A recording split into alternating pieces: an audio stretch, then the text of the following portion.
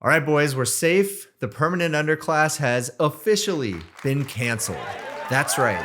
Dario and Sam Altman have both walked back previous statements saying that artificial intelligence was going to cause massive economic disruption in the short term. Look at this. Sam Altman and Dario Amodei are both walking back their AI jobs apocalypse prophecies as they eye blockbuster IPOs. So is that the reason? Let's see. Quote unquote, pretty wrong about AI's economic impact, a reversal from his June 2025 warnings that entry-level roles were at serious risk. And then, of course, the white-collar bloodbath man himself, Dario Amodei, who once claimed that AI could eliminate 50% of white-collar jobs, now says automation may actually expand work people do, which, pat on my back, I've been saying for a long time now. Then we have the Goldman Sachs CEO, David Solomon, basically echoing the same sentiment. Sam Altman, I thought there would have been more impact on entry-level white-collar jobs being eliminated by now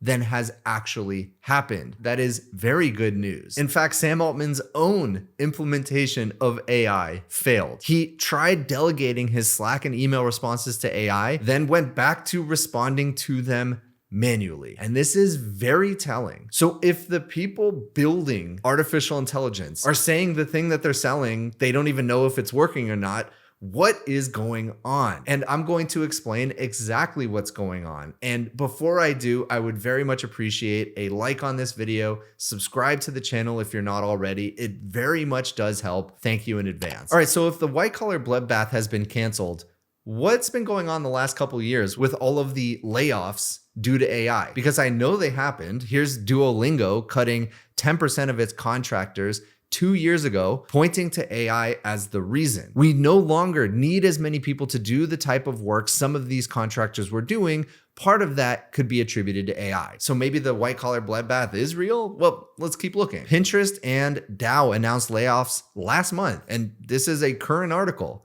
and they attributed the job cuts in part to a shift to artificial intelligence.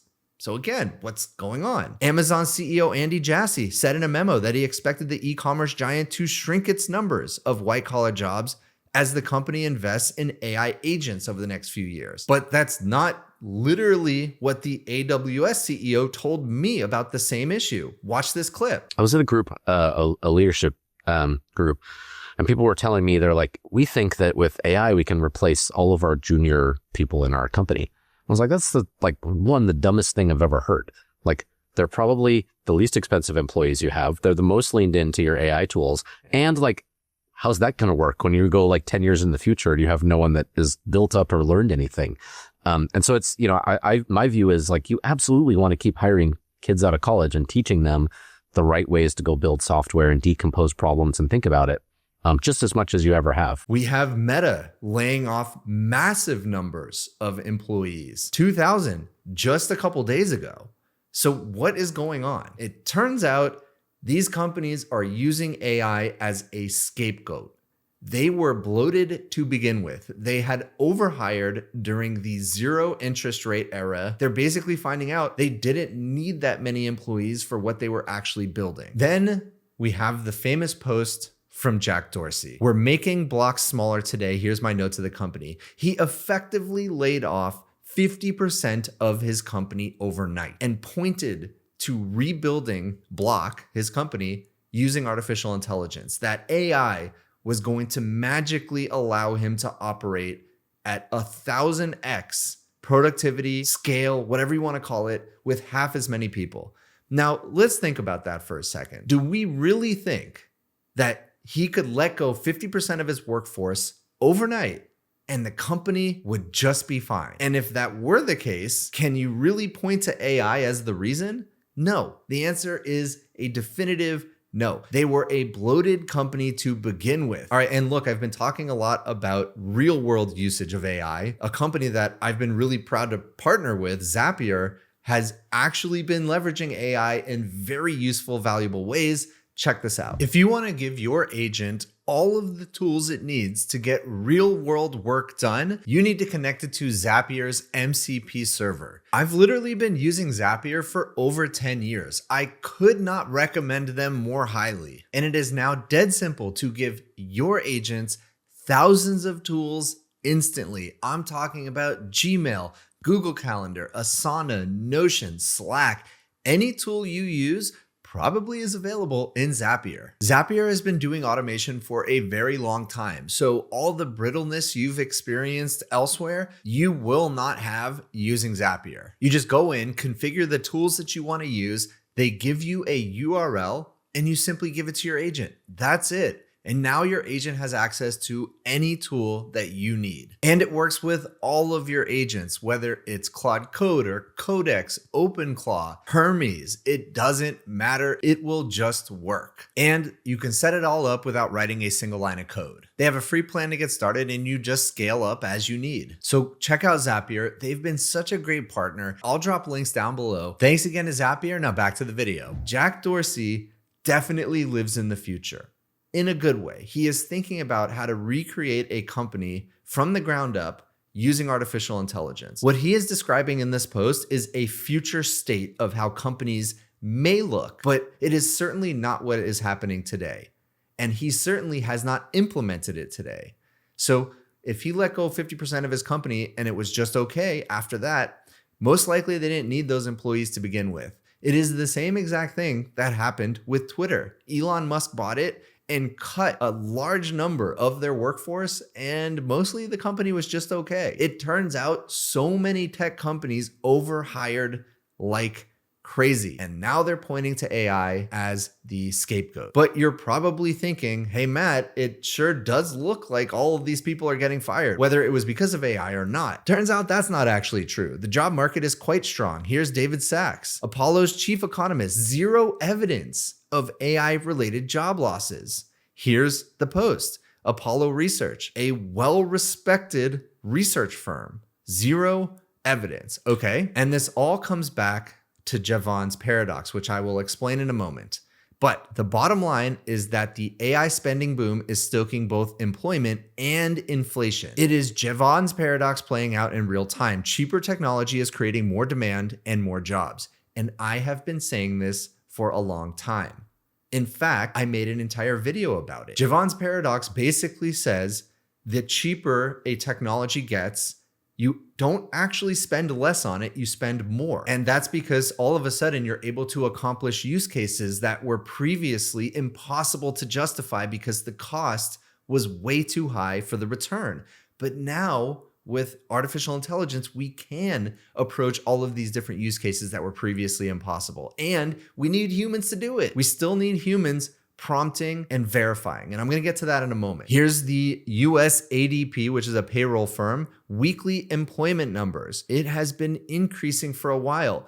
And this is, by the way, right around November, December, is when the models kind of got to that next level in capability. And ever since then, companies have been spending more and more on AI. And in parallel, it seems the jobs are also increasing. So absolute narrative violation. The white collar bloodbath is not happening. We're seeing both an increase in productivity, we're seeing an increase in spend, and we're seeing an increase in hiring. But going back to my first point, why isn't it happening? And why is Sam Altman talking about AI not maybe doing as much as he thought it would? Does that mean we're in an AI bubble? Well, now we have companies coming out saying their investment, the cost of AI is becoming extremely expensive. Just in, Uber's COO says heavy AI spending is getting harder to justify as higher token usage fails to show a clear payoff in consumer features. In fact, Uber burned through its entire 2026 AI budget in just 4 months.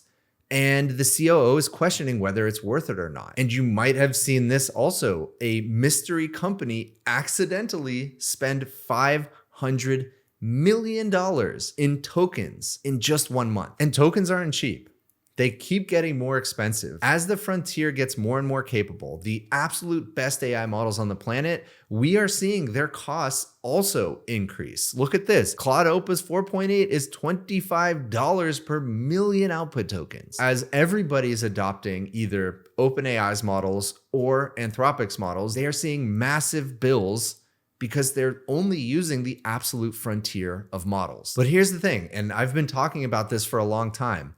Most use cases do not require the absolute frontier of intelligence. I talked about using workhorse models like we're seeing here with Sonnet. Here's Sonnet 4.6, which is $15 per million output tokens, which is still like quite expensive. Then you have models like DeepSeek out of China coming in at 87 cents per million output tokens, a literal fraction of what it costs to pay Anthropic or OpenAI. And I made videos about that. I actually thought this was going to be a big threat to the United States in the form of enterprise looking at their bills and deciding to go with DeepSeek and Chinese models instead because they are so much cheaper and more efficient. But as the infrastructure gets built out, as US frontier labs discover new algorithmic unlocks, the price per intelligence will continue to decline. Now, the absolute frontier of what's possible will likely go up. Again, for the vast majority of use cases, companies do not need the absolute frontier. So their prices will go down. But it doesn't really matter if you're paying 20 cents for tokens or $20 for tokens if you're not able to actually get real world output from them. It just doesn't matter. If you're able to have incredible output from $20 per million tokens, great. You're probably going to be willing to spend that all day long. And that brings us to our next problem. Most people and most companies are just really bad at using AI. There are just a few people in the entire world, I'd probably count them in the hundreds, who really know how to use AI at the frontier, who are using it more than just question and answer and simple automations, writing emails, summarizing documents. There's this very small private club that really seems to know what they're doing. And I thought I was part of that. And maybe lately I don't feel as much as though I'm part of that, but I'm going to get to that later. I'm doing something to fix that and I will share it with you all. And so just a couple weeks ago, Peter Steinberger, the creator of OpenClaw, showed a screenshot that went absolutely viral. He showed that he had spent about $1.3 million in tokens in just 1 month. And people looked at that and they freaked out, understandably so. If you look at all the things that he's building, he's thinking about software development in a very different way. He is not translating that $1.3 million in tokens into direct output of code. He is building a software factory. That means he is investing in building the framework that then writes the code. And this is the absolute frontier. This is the thing that probably only a few hundred people in the world understand how to do. So here's an example of what he's actually doing with all of those tokens. We've been closing over 10,000 issues and close to 5,000 PRs this week thanks to ClawSweeper and Clownfish. Doesn't really matter what those things are. The point is he has automated something that would have otherwise just sat there. But again, back to the point that maybe AI isn't having the economic impact we thought it would. It turns out two things are happening. Companies are very slow to adopt AI, to do it in ways other than, the CEO says, hey, we're now an AI first company. And that really just means you talk to ChatGPT a couple times a day. To actually take it to the level that Peter Steinberger is talking about, or even a fraction of that level, it takes a lot of work. It takes a lot of change management. And that is very slow inside enterprise companies. And then two, back to what the Uber COO is thinking, even if you do have all of these new features that you're shipping and all of this code that you're writing, you quickly discover the bottlenecks in the other parts of your business. You can ship code all day long, but unless you package it, you market it, you sell, you know how to talk about it, your team understands it, your users are actually getting real value from it, then it doesn't really matter. All of those tokens, all of those features being built don't really matter all that much. Anthropic and OpenAI identified this a little while ago, and they are investing billions of dollars building out entire consulting arms. Here's from Anthropic, building a new enterprise AI services company with Blackstone, Hellman and Friedman, and Goldman Sachs. OpenAI launches its AI consulting arm, valued at $14 billion. They are going hard on making sure companies know how to use their products. And then finally, I want to share this tweet that I think about at least once a day. And what he's basically talking about in this post is that artificial intelligence is incredibly good at middle to middle work. That is explicitly saying they're not that good at end to end work. So what does that actually mean? That means that you can't just tell AI, go build me a company. There is still a human needed for both prompting, guiding, and then on the other side, verifying, making sure that things work, making sure that users are gaining value. That middle section that AI is taking is increasingly expanding. But even as that expands, and the ends get thinner, they're also increasing in volume because there's more things to prompt, more things to verify. We are in this place of expectation versus reality. And some people are performatively showing you what the future is going to look like, but pretending it's today. So here's an example. This is a company called Pulsia, a startup, and they just raised $30 million for AI that runs your company while you sleep. Push a button, and we will build a company for you and you will make money. I don't believe that is possible today. I like the vision.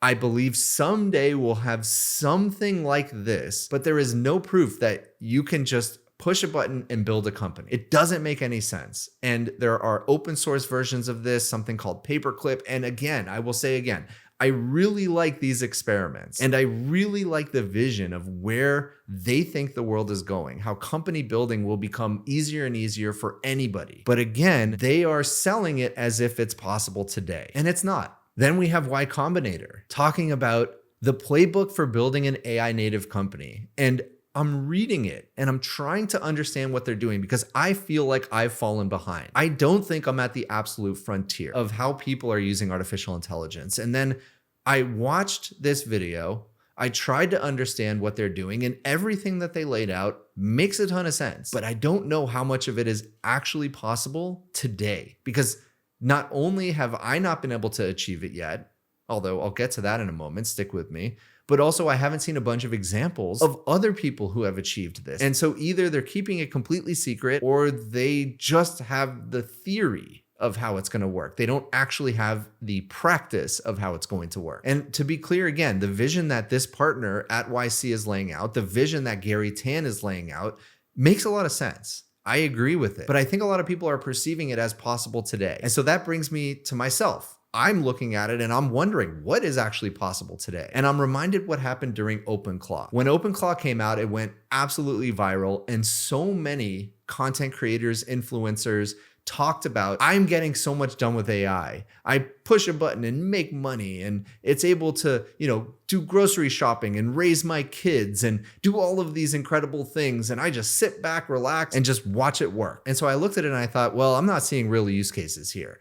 And so I decided to go test them. And I spent dozens of hours, billions, literally billions of tokens, finding out what actually worked. I developed those use cases and shared them in videos. And I was really proud of that. And I'm trying to figure out what's real and what's not. And so that's what I'm working on now. I am trying to implement exactly what this YC partner and YC in general is describing as the future of an AI native company. And so I will report back soon. Are we in a massive bubble? I started this video talking about the white collar bloodbath being canceled, which really means AI's not doing everything people said it would. These companies are making billions and billions of dollars. They're investing trillions in building out AI data centers. So are we in a bubble? Well, the short answer is no. You get to keep working. This is actually all very good news. We're trying to figure out how to diffuse the technology. We're trying to figure out how to leverage it. It is already showing so much promise in areas like knowledge work and specifically coding, but we're starting to see bottlenecks in other parts of the economy and even within companies. Again, like I said, you can't just ship 1,000 features without talking about them, without marketing them, without making sure that the end user is actually gaining value from them. And that's the part we're at right now. These things take time. Companies need to adapt. We need to change the way we run a company. We need to change the way we think about software. And there is still a massive capability overhang. The core model, the large language model itself is still very, very good, but we're still trying to figure out how to get the most out of it. Even when we get the most out of it, we still need to figure out how to actually change the way we think about businesses to leverage all of that value. And still, if you're wondering, okay, well, what do I do? Just keep learning the tools, keep experimenting, understanding what the frontier is, what's real, what's not, but just play with the tools. Try to use them in your personal life, use them at work, gain the most leverage you can, be that AI native person first at your company, and you will forever be valuable. The cost of AI is exploding, and a lot of companies are looking at their bills and gasping. And I actually made a video talking about how DeepSeek is in a really good position, and open source in general, to sell into enterprise, because wouldn't you rather pay 30 cents per million tokens versus $30? I made a whole video about that. Check it out here.